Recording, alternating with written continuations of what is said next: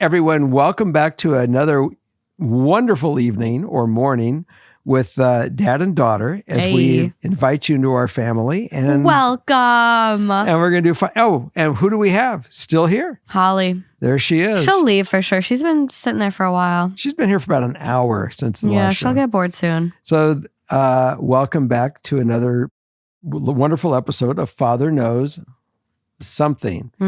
He can't remember anything, but he does know. You remember some things. Long term. Yeah. But apparently the worst. I've been getting beaten up about this ice cream in the refrigerator. Well, this is like the second time you've done it. So I'm like, you ruined the ice cream twice. I didn't ruin good ice cream. Wait a minute. I didn't ruin the ice cream. It gets soupy and then it doesn't like freeze the same way. I tried it this morning. It's pretty gross. I tried it. It was the same thing. It's like trying to save Dairy Queen. Every time I go to Dairy Queen in Minnesota, I'm like, I'm going to save it. And it's going to be so good later. It's fine. Nope. Trash. Do you think they want to hear the stuff about us right now? Or do you think they want to hear really what you have going on that computer? I mean, I would say maybe a little bit of both. Really? As long as it doesn't draw out too long. We're moving on. So this week's theme is intervene or move on. Interventions. So do you choose to have them or do you just move on with your life? Are you saying that should we invite intervention, a family to come be a part of this solution? Or explain that. You'll see. Better. Well, I think when you traditionally think of the word intervention, Yes. It's usually surrounding addiction, which we will get to. Obviously, we are not qualified therapists, psychologists, or psychiatrists, but more in a loose sense of like, is it time for an intervention where you would bring in a qualified therapist, or do you just need to remove yourself? But there are those stories, but there's also interventions in a more non-traditional sense, just relating to relationships. Like, Do you intervene or do you just remove yourself? Well, we're going to find out because she's going to start with story number 1. Let's get into it.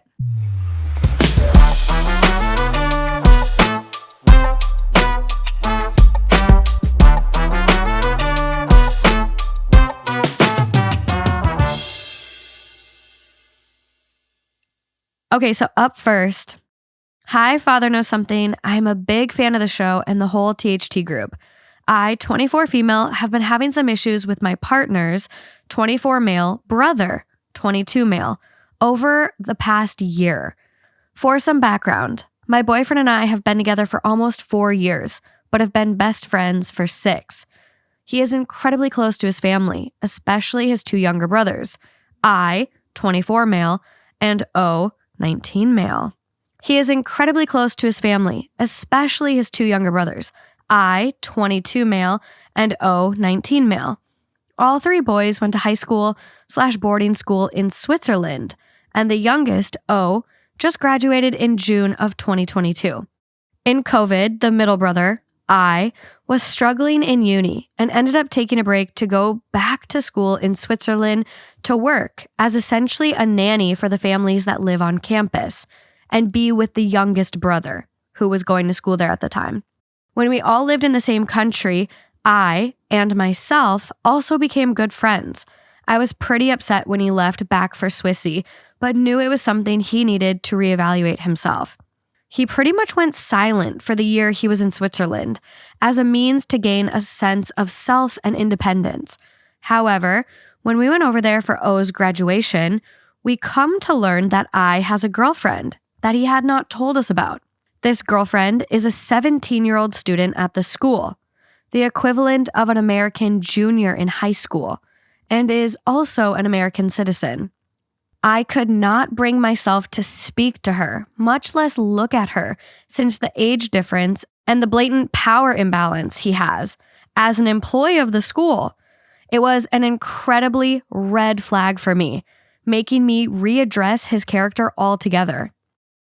O and I both moved back to the States, and the relationship ended shortly before his return.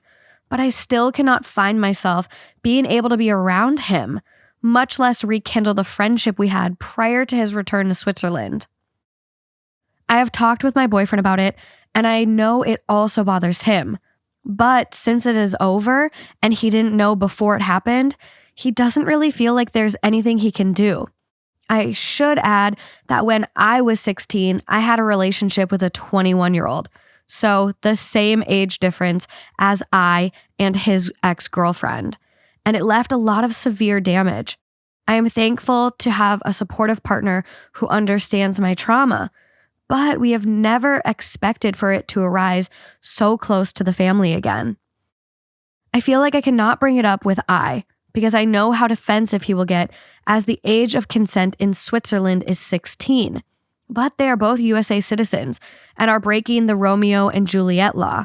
I don't know if this will end up being a consistent issue or if this relationship was a one-off given the settings and circumstance. Either way, for some reason, I feel like it is my duty to let any girl in the future know about this relationship, because I personally do not know a single woman where this would not be a massive red flag or deal breaker. So I'm going to read the ideal outcome and additional info before we really get into this one. Okay. In an ideal world, I would have no relationship with someone who I know dated a high schooler. Unfortunately, he has family, and I cannot cut him out of my life as much as I would like to. I suppose I am reaching out to get you a third-party opinion as people removed from my situation, as I do not know what else I can do / how to exist around it anymore. Additional info: he is currently out of the country again on a road trip in Australia and will not be back until August. I am afraid he's going to try and ask to live with my boyfriend and I when he returns, so he doesn't have to move back in with his parents. I have communicated with my boyfriend, and we both agree that it would not be smart to continue to expose myself to a constant trigger. I've been in therapy for years and have been successful in recovery from my own experience until this trigger occurred. Since then, I have been experiencing regular panic attacks and sometimes even vomit. I am still going to therapy, as is my partner separately, and we are trying to find someone for couples counseling. Other than that, we do not know what to do as it is so close to home.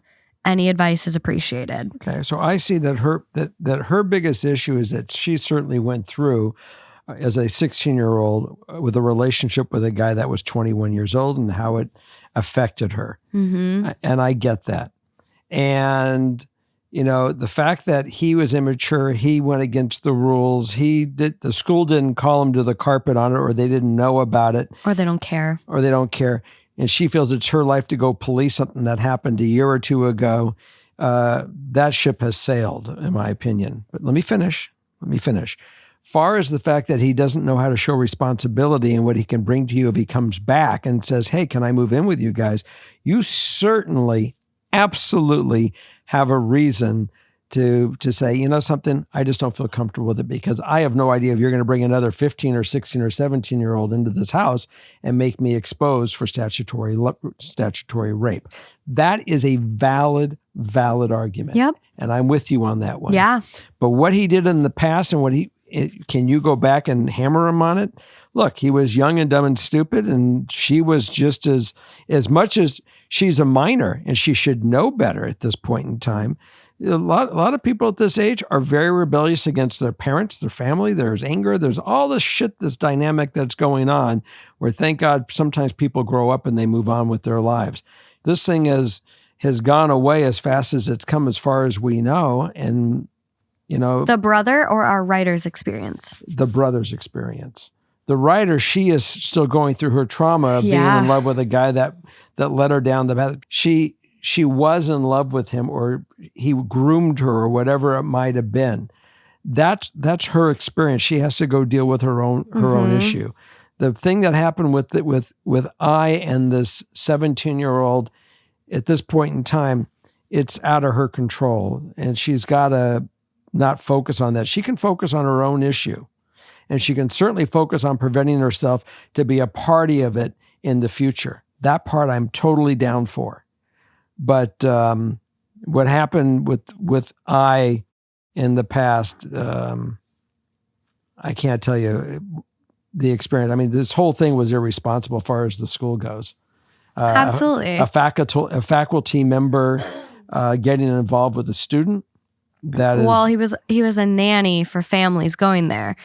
So it's like, as a nanny, what other kids did he have access to? Well, is this how he met? He was the 17-year-old. I get, he was a predator. But speaking to someone who, he went to boarding school in Switzerland, In his brain, the way he has been raised is the age of consent in Switzerland is 16. I didn't really live in the States growing up. I went to boarding school. I got shipped off to Switzerland. That's my context. So it's not unusual in Switzerland for a 17-year-old to date a 21-year-old. Maybe that's his context. Is it right? No, that's quite the age gap. If you can drink alcohol, you don't have any place dating a high schooler, especially one that you didn't date when you were also in high school. If you're dating an 18-year-old at 20, but you went to high school together and that's where you met, and now you've just aged up together, a little bit of a different story. I'm with you. This is a power imbalance, and he took advantage of a young girl while he was in a position of power. But where do you go from here? Our lovely writer is in therapy. Absolutely love hearing that. I think I would ask the question to your therapist, how do I confront him and move past this? I think a lot of times in lives, we have these issues come up and we assume that people know why we've distanced ourselves from them.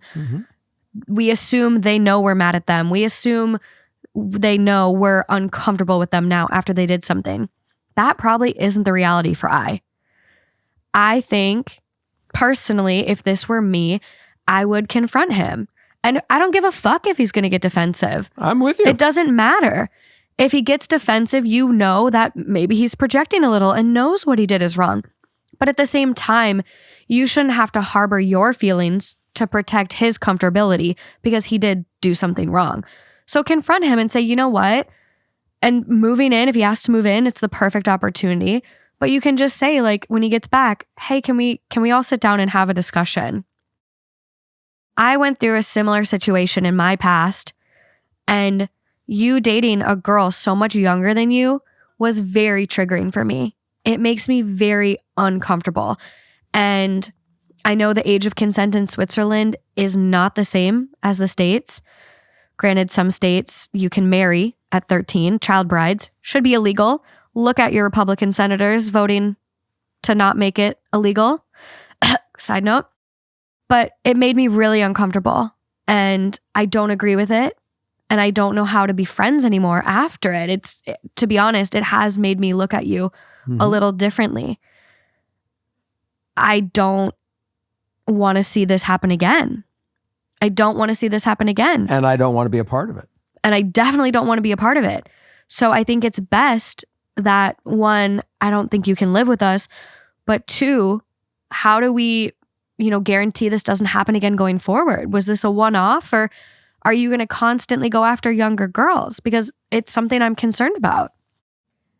You're an adult. This is a fair conversation to have. And as someone that's going to be in your life forever, I mean, you even said it's family. I can't just cut them out, which you can cut out family, but you don't want to at this point. So how do you make this easier for yourself going forward?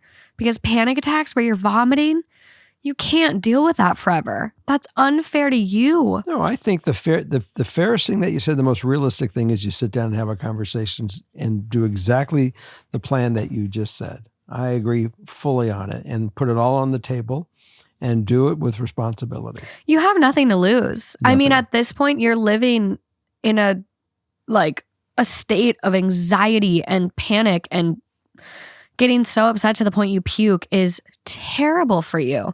So what do you have to lose by confronting him? Nothing. So I think you can say what you need to say. As far as telling every single girl he dates going forward, I don't know. I don't know how I feel about that. I'm like, just stay out of the mess. That's it. Stay out of the mess. You have a certain claim that you want to that's disturbed you, that you witnessed, and you're letting him know right off the bat, either if you want to be in my life, I just want to understand what kind of man you are, and decide if I really want to be a party of that, or if it's too disturbing to me. And then he'll understand clearly that if this is a part of who he is, you can say, you know something, rubs too close to home with me. I gotta move on from our friendship, and good luck to you. But I think that our friendship is, we don't see thing eye to eye. We're not on the same, wavelength of integrity. I find it very disturbing to me, and I can't be a part of it. Yeah. And that's it. Enough said. Number 2. Oh, you're moving us along? Right. Okay. Trigger warning for this story, you guys. It does mention talks of sexual assault, especially in relation to children. Hi, Jerry, Justin, and Morgan. I love the shows you guys have built, and I have been an avid listener since day one. Now on to my rant. I've been really struggling lately with a lot of past trauma, and I need advice. My sister, 29 female, has caused a lot of drama for myself and my family. To fill you in, she has always been kind of the problem child, but just in the last couple of years, she has made life so much harder for all of us. She has been through a slew of unhealthy relationships/partnerships. While being in these relationships, she has constantly lied, manipulated, and made that person think her family is alienating her and that we hate her. Short backstory, our family has always been a bit of a mess. She and I have different dads, and she didn't know who her dad was until she was about 21 years old. Just in the last few years, she's kind of spiraled out of control though. She met someone who, trigger warning, abused both of her kids and started alienating her. As her sister, I care so much about her and her kids that we intervened when things started to get seemingly shady. Her actions and her partner's actions led to her 1-month-old baby being hospitalized and diagnosed with cerebral palsy shortly after. They didn't know if he would make it. My mother has custody of the children now because of my sister's actions. Since my mom took custody of the children and even went as far as adopting the baby, my sister tells everyone we took them from her and that we hate her, which is not true. I have not really been able to have a relationship with her since this happened about 2 years ago.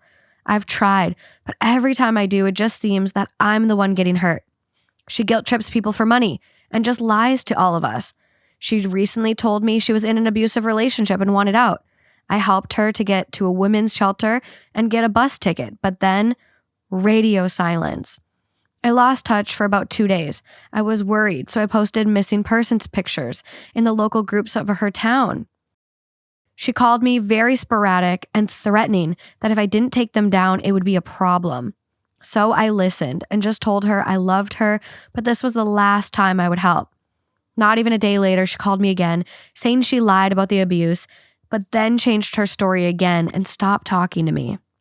I've tried to just stick to myself and leave her because I can't deal with how chaotic she is when she's like this. I love my sister, but she's not herself anymore. She has been told she needs mental health treatment by many therapists/psychiatrists, but she refuses to get help because she doesn't think anything is wrong. She's delusional at this point. I just want to know what I should do with this situation.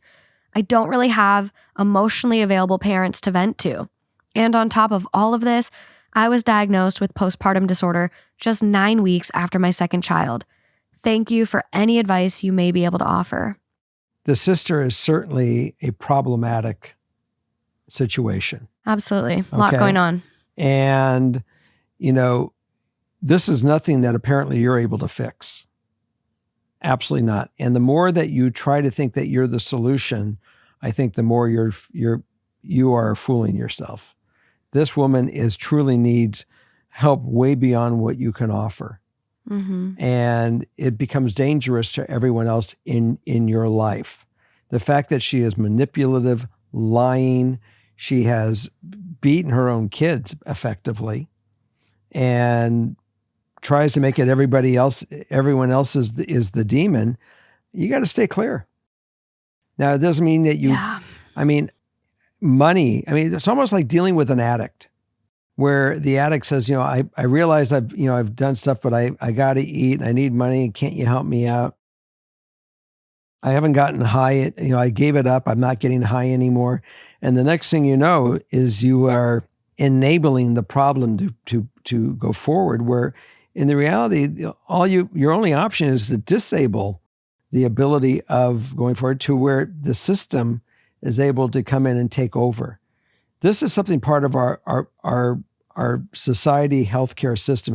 If she can't take it on her own to go get help, the system on its own will find her, or she'll be phased out somehow. It's tough love, but it's not up to you to go step in and keep, unless you can get her to go along to say, I'm going to put you in a hospital and you're going to go along with it. What else can she do? Nothing. This is, I think, in the perfect sense, above her pay grade. And the system doesn't work. It doesn't. So what do you do? It's literally, your hands are bound. I mean, to give you an example of the system, I shouldn't say it doesn't always work.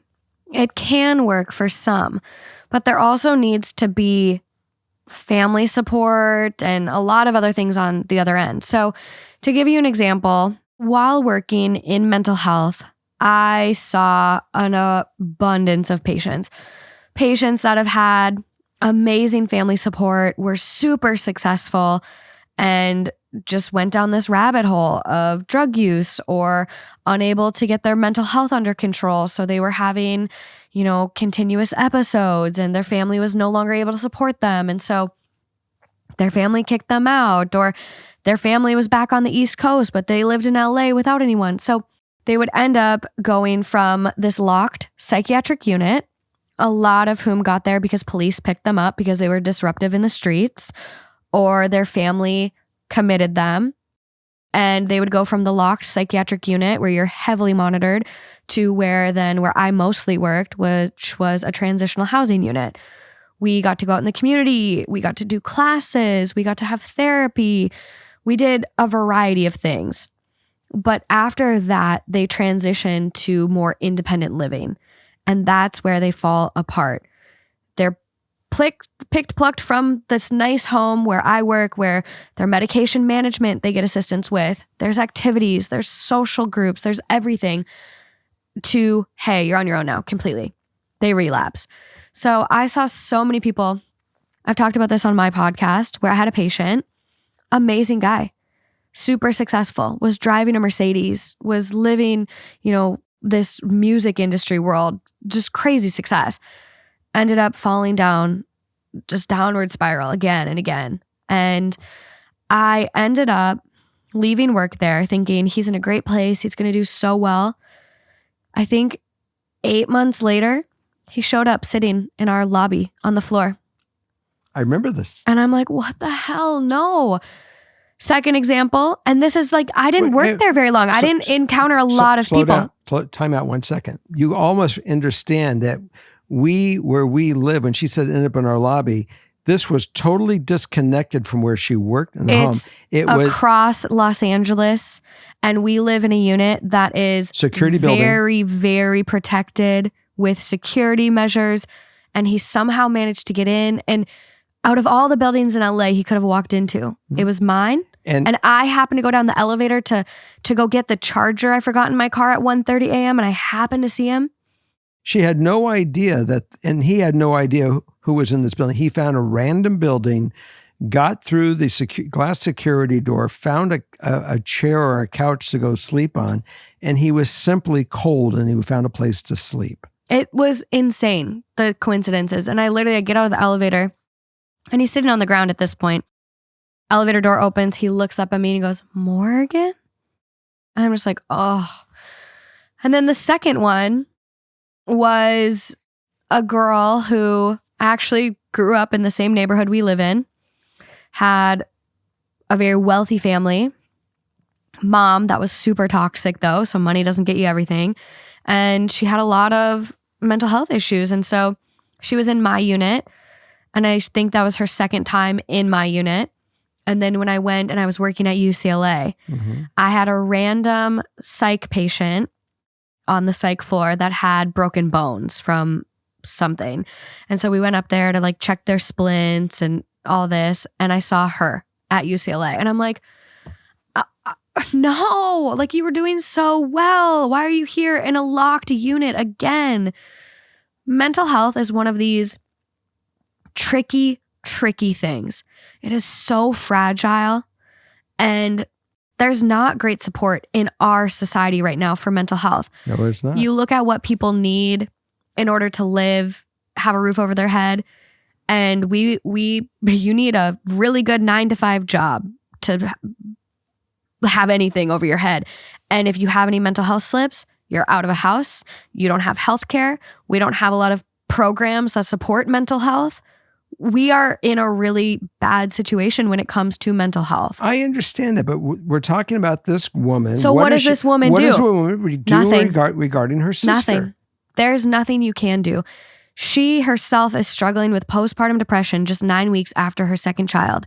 You cannot light yourself on fire to keep other people warm. You need to look after yourself right now, your mental health, your family's well-being. You have tried ample times with your sister. And unfortunately, all you can do is say, hey, if you need my support, I will be here. What does that look like? What does that support look like? That's when what I'm you are asking ready to go to a mental health facility, I will meet you there. Good. Other than that, do not involve yourself. That is exactly what I wanted to understand. If clearly, she has any more kids, and I'm with you, make sure that CPS is aware and it gets reported so those kids are taken out of her custody. She has proven she is an unfit mother. Mm-hmm. Having your 1-month-old almost die because of abuse from a partner and now he has CP, she's an unfit mother. She should not have any more kids. I'm totally with you. But other than that, like, you can't involve yourself. You can't intervene anymore. How many times can you intervene before you're hurting yourself? So that's it. That's what we've come up with. And I stand by your recommendation on that as well. I'm with you. Well, totally. And the ideal outcome, she gives 2 options. Option 1, I want to be able to cut ties from someone this toxic without feeling guilty. Option 2, is there a way to love someone and have them be a part of your life, even when they're willing to lie and tell everyone how horrible you are to them, even if they're family? Loving someone doesn't mean you have to be active with them. Look, you may love her, but sometimes there's tough love. She needs help, and it's beyond your ability. And you can't allow her to bring you and destroy your life because of this. That's not really love. No. So recognize that you love her, but she needs to get for help. And your only answer is, I'm willing to be a part of your life. I'll meet you at a hospital. I'll meet you at a shrink. I'll meet you whatever you want to do. I'll be glad to talk and be a part of the solution. But that's where it begins and where it ends. I can't support you. You're out. This is all out of my. I love that expression. My pay grade. It's above my pay grade at this point. I mean, I know we felt really bad when we saw the guy down the lobby. I remember I gave him my jacket so he would be warm, and I didn't know what else we could really do for him. I mean, it's really hard because it's like you don't know what to do. There's very limited resources. I mean, my facility had a waiting list for beds to get in there, and the funding, and how do you fund it? And sometimes shelters, these people don't feel safe in shelters. Like, we would have people come in and they would get their stuff back after the locked unit. And there was one guy that had a machete that it looked like a flashlight, but it was actually a machete. And he had it because he didn't feel safe at the shelter. But then because we found that, he got kicked out of our facility. So we're so limited in what we can do, and the funding's not there.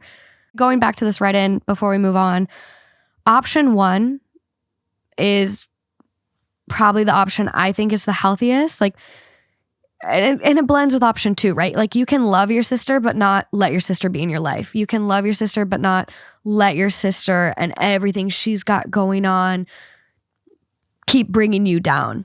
And that's where you really lean in option 2. And like, you don't have to feel guilty. Your sister is the one making these choices, and you have tried to support her. And I think in order to address your feelings, especially compounded with the postpartum depression, therapy. Like, therapy is a non-negotiable for you right now. You need it. It's going to benefit you. It could handle all of these issues you're dealing with. So I really would pursue some therapy. You got a lot of muck on your shoulders, so it's a lot, carrying the weight of the world. Yes, it's heavy. It's very, very heavy, but keep us posted. Okay, so this is the more traditional intervention stories. So I want to just kind of give a definition for people if they don't know what a formal intervention looks like in drug and alcohol addiction. I'm on Psychology Today. This is an article written by Dr. Joel Young titled Drug and Alcohol Interventions. Do they work? Because that was a question I asked. I'm like, are interventions even effective? Like, does it do more harm than good? And so I kind of dove into it a little bit before this. So drug and alcohol interventions, during which loved ones nudge an addict towards treatment, have become so popular that it's now an entire show. An intervention uses peer pressure to encourage an addict to admit his or her problem and then seek appropriate treatment. During the intervention, a group of close friends and family gather together, and the gathering is usually a surprise to the addict. Each member of the group outlines the ways in which he or she has been harmed by the addict's addiction, pleads with the addict to seek treatment, and then lists the consequences for not seeking treatment. These interventions can be very emotionally charged, and family members endeavor to be specific about the worst consequences, rather than simply apply the abuse as harmful. Interventions are often, though not always, overseen by a mental health professional or interventionist who directs the intervention. If an addict agrees to seek treatment, they'll go shortly after the intervention. Do interventions work? There's little data available on the effectiveness of intervention, perhaps because effectiveness is difficult to define. Addicts are more likely to seek treatment when they undergo an intervention, but interventions don't affect the outcome of the treatment itself. So it's kind of hard to measure. Like on the one hand, yes, they're more likely to go, but is it effective? Maybe, maybe not. I lean towards the thing of if they're not ready to get help, they're not going to get help. They're not going to benefit from it. So this is a fine line, especially when you feel handcuffed and you're like, this is all I have. If I don't do this, then they're dead. So it's a very tough topic. And you do run the risk of when you do have one of these interventions of leaving that person feeling ostracized and like they have no support system anymore. No one to confide in, no one to turn to when they are ready for help. So a lot of pros and cons with these. I look at intervention that there is no other answer. And this person will be dead if I don't step up to the plate. And a lot of times that's what is the reality. Because they're going to be dead anyways. I have no option, but I have to. Let's get into these write-ins. Again, we are not therapists, psychologists, or psychiatrists. We are just people observing.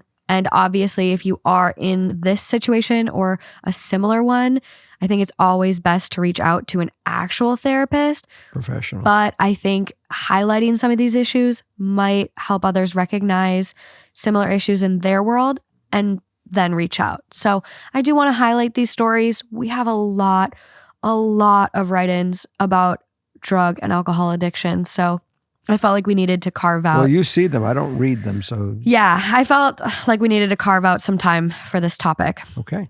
Okay, so number 3. And by the way, I have had some people that I've been involved with that have had this in their life. I mean, you have a good friend right now that's struggling with an opioid addiction.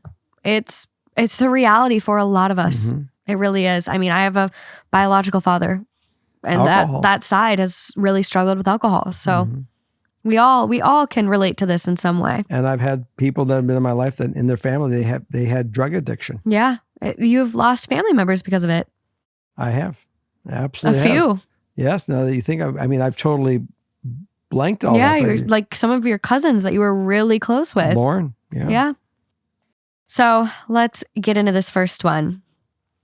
Hi, Jerry, Justin, Morgan, and Holly. So to get straight to the point, my fiancé, male 22, has been having a really bad mental health problem lately and refuses help. He gets severely mad at the smallest things. He drinks every single night and sometimes throws stuff if he gets mad enough.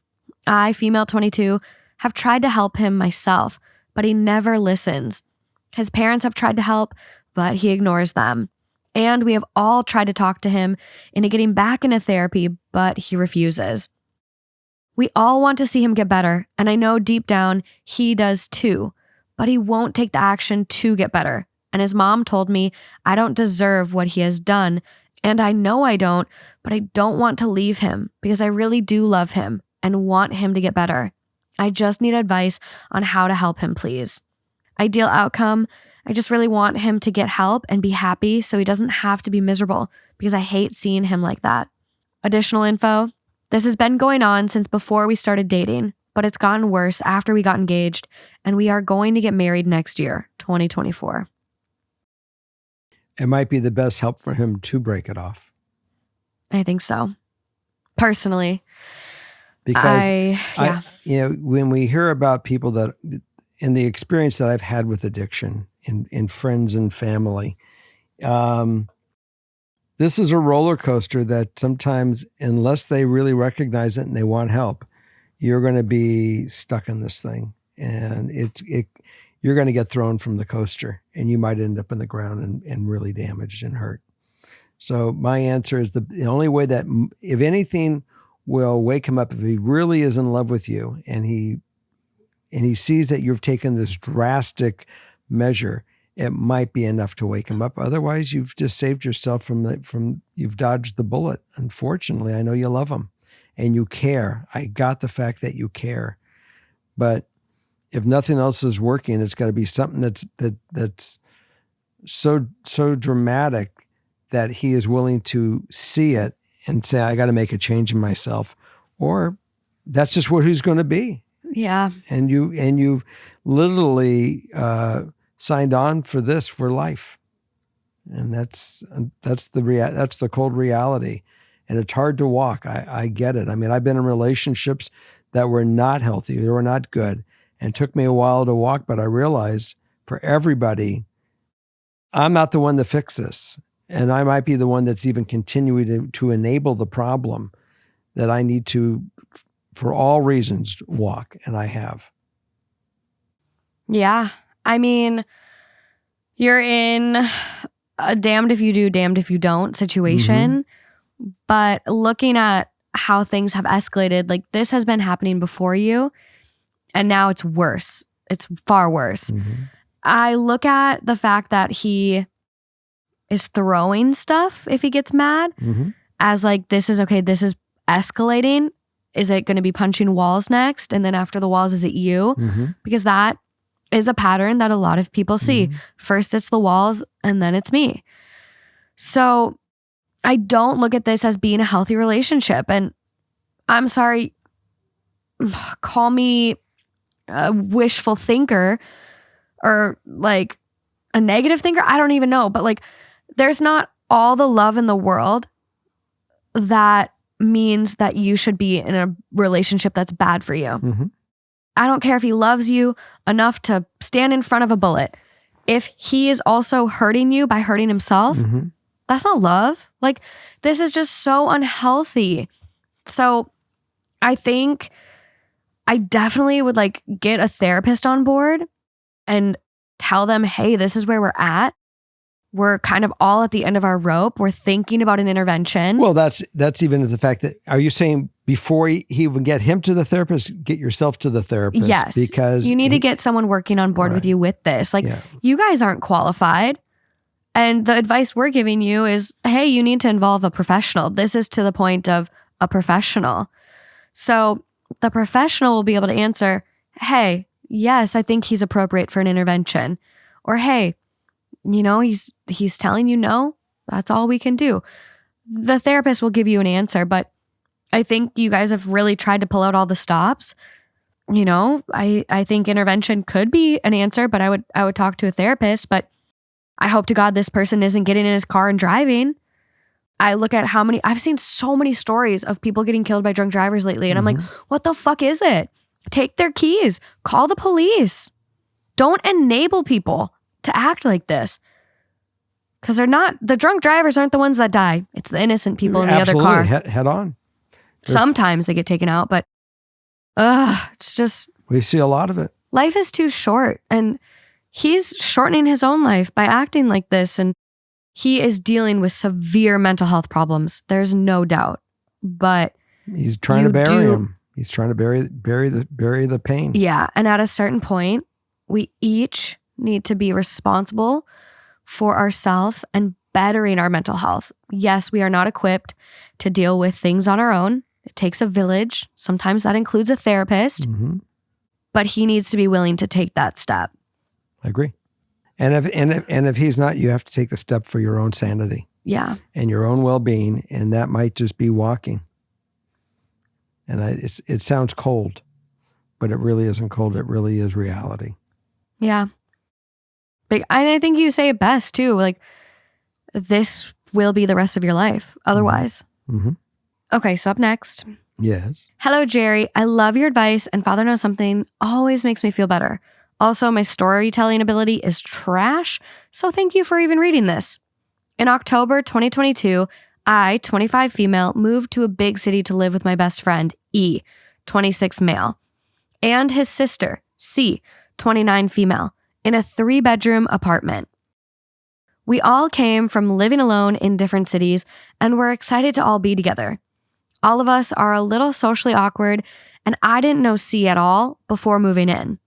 The first day I got there, E pulled me aside to tell me that C had drunken so much alone the week before I moved in that paramedics had to be called because she was unresponsive. Wow, alcohol poisoning. It just got worse when I moved in, and she would hide alcohol, and I began to get involved in helping E when she was drunk and at times violent. Without getting into the nitty-gritty, I was also involved in interventions and had to stay with parents, a 2-hour bus ride, and 2-hour ferry ride away on several occasions, as I am new to the city and didn't know anyone else. The stress was really hard, as she was always combative, and the constant yelling in the apartment started to trigger my past trauma from being in an abusive relationship. She did an outpatient program begrudgingly, and when she still had continued relapses, went to an inpatient program. This was 3 months ago, and now she's in a sober living home in the same city, and there are talks of her moving back in with us. Both of their parents have put way too much on E, to the point that he's been experiencing PTSD symptoms. He does not have PTSD, just experiencing the symptoms, as his therapist has said. I am very protective of E, and it's been extremely difficult to see how both his parents treat this situation, saying E isn't doing enough and even pushing back on his boundaries to have her move in. C doesn't want to move in with her parents, as she is hoping to go back to university in the fall, and their parents live far away. I'm not sure how to approach the conversation with E, as I don't want him to feel in the middle, but I also want to make my comfort level known. At the start of the roommate situation, I really tried to be friends with C, but the triggers have been too strong that I know even if everything were perfect, i.e. no relapses and better overall outlook, I don't know how long it would take for me to feel that I'm not walking on eggshells anymore. I want to also respect my place that I am not in their family dynamic, and my only opinions should come from a roommate perspective and not a personal one. I try my best to be available to support my friend through this, but I don't think I can do it again and keep the place I'm mentally at now that I've worked so hard to get to. I don't know how I should move forward. Any advice helps. Additional info. I've gone to AA a lot through high school to support my abusive ex's family, and he also worked at the treatment center that she went to. I have strong beliefs that alcoholism is a disease, and it does run in my family as well. And all 3 of our names are on the lease until this July. It's June 3rd, baby. I mean, you got a month. You're out of there. Be done. Go. I mean, this isn't a complicated thing. You remove yourself from the situation so you're not a part of it. Yeah, and it's hard because obviously she wants to support her, her friend, which is this person's brother. But you can still support him from afar. And it might be better if you have your own place so he has a refuge. He can come stay on your couch. I think it's time to... You're out of the equation. To separate yourself a little. Get out of the equation. It's that simple. You are in a riptide. Swim out. Don't swim into it. Don't try to swim to the side and go back to the beach. So I guess with this case, looking at an intervention per se, the family has taken care of C. C has had interventions. C continues to go, to rehab. She's now in a outpatient home rehab, I believe I read, a sober living house. Mm-hmm. She wants to start school in the fall. So my best case scenario would be for C to live with her parents until the fall and then maybe find her own housing. But as far as an intervention, do you think you could go to your friend E and say, hey, I recognize I'm just the roommate. I'm not family, but I would like to see you get out of this situation. What are your thoughts on the two of us finding our own place together? And we don't let your sister stay with us. That's my boundary. Do you think you can intervene in that way? I think you just right now point blank saying, look, for right now, I have to leave for my own mental health and safety. If you want to come, I'm down to have you as my roommate and we can do an arrangement. Our lease is up in 30 days. There's no doubt I'm out of here. Yeah. And you get to do what you want to do, but it's extended to you. I cannot deal with the mental muck that's going on with everything else. I need to remove myself from it. And it's that simple. This is put on you're flying in the plane just lost pressurization and you got to put your mask on first. Boom. Done. Then go decide what you want to do next, but get out of the situation. Remove yourself. I think that's all you can do. I mean, she didn't know C before moving in with her and yet was involved in these interventions that are meant to be very close family and close friends. I mean, this is a really, really difficult situation to be in. I say you have no business being there. Get out and just go to your own place. And if he wants to come see you, that's where I'm at. And you want to move in, that's where I'm at. But this is not an open invitation to everybody else in the family. This is with you and I, and we're going to have our life. I can't involve myself. And if that doesn't work for you, I totally understand. And you're going to have to go again. These people have to it's up to people to cut the muck out of their life. Mm-hmm. If they want to have a life with all this drama, that's your choice. You make that decision and you live that decision. To me, it's just, there's too much of it going on. And there's better, easier ways to have life than to invite all this stuff into it. Well, I think that's especially the case if your own mental health is suffering. Mm-hmm. This has been triggering for you because of your past abuse and trauma. So it's one thing if you can just not let it get to you. But if you're a really empathetic person that takes on everything, or if this is triggering for you, you have to, again, look after yourself. You can't light yourself on fire to keep other people warm. It's a very tough position she's in, though, wanting to support your friend who you love, and she has to get out. She has to go save herself and be with her own stability for what works for her. Yeah. Yeah, I think this is definitely it's time to move out and remain friends with your friend and try not to let this affect you anymore, as hard as it is. I know, it can really bleed in. I agree. Okay. So I welcome anybody that's in the comments. If you have tools to help this person that's different than what we're saying, we certainly welcome you to offer those tools to the write-ins. And I think that's it for our show for this evening.